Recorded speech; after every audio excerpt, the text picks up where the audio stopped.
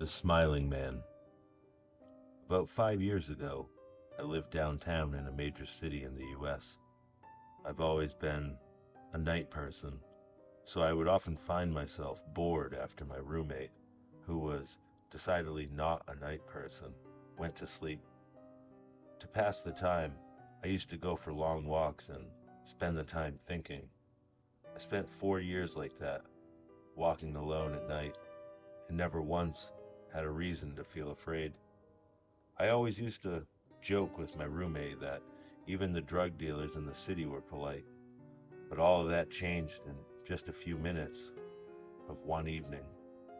It was Wednesday, somewhere between 1 and 2 in the morning, and I was walking near a police patrolled park, quite a ways from my apartment.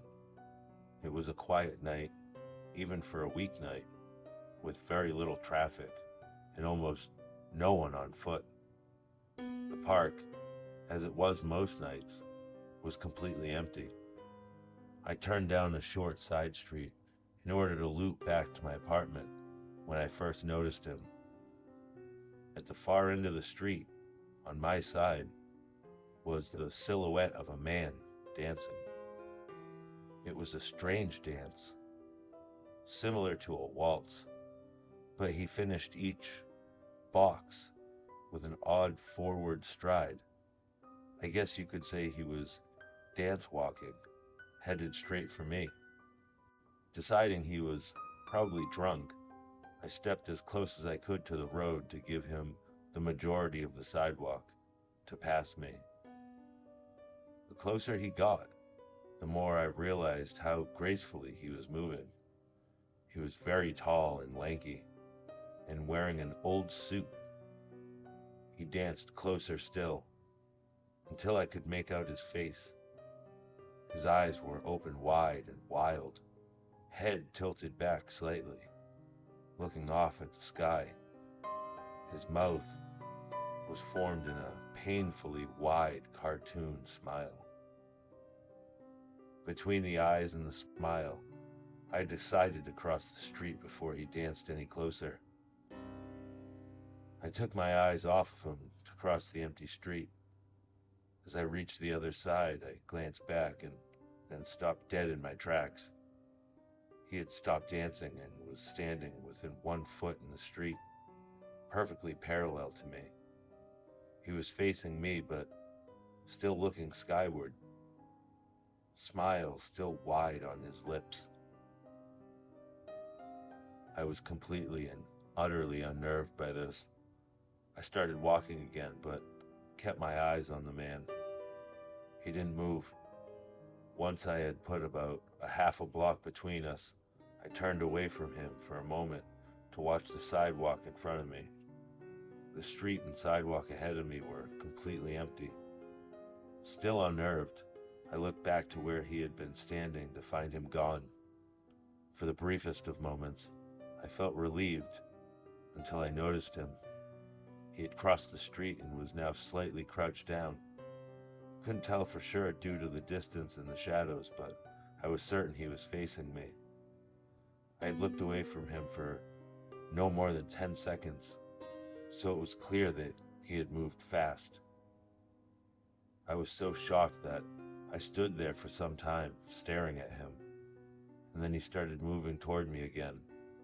He took giant, exaggerated tiptoe steps, as if he were a cartoon character sneaking up on someone, except he was moving very, very quickly.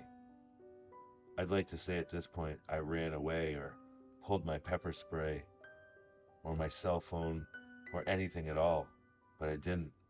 I just stood there, completely frozen as the smiling man crept toward me. Then he again stopped, about a car length away from me, still smiling his smile, still looking to the sky. When finally I found my voice, I blurted out the first thing that came to my mind. What I meant to ask was, "What do you want?" in an angry, commanding tone. What came out was a whimper. "What?" Regardless of whether or not humans can smell fear, they can certainly hear it. I heard it in my own voice, and that only made me more afraid. But he didn't react to it at all. He just stood there, smiling. And then, after what felt like forever, he turned around very slowly and started dance walking away. Just like that, not wanting to turn my back to him again. I just watched him go until he was far enough away to almost be out of sight. And then I realized something. He wasn't moving away anymore, nor was he dancing.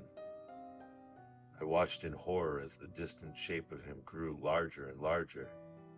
He was coming back my way, and this time he was running. I ran as well. I ran until I was off the side of the road and back onto a better lit road with sparse traffic.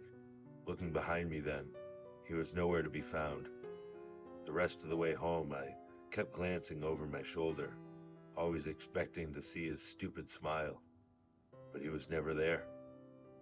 I lived in that city for 6 months after that night, and I never went out for another walk. There was something about his face that always haunted me. He didn't look drunk. He didn't look high. He looked completely and utterly insane. And that's a very, very scary thing to see.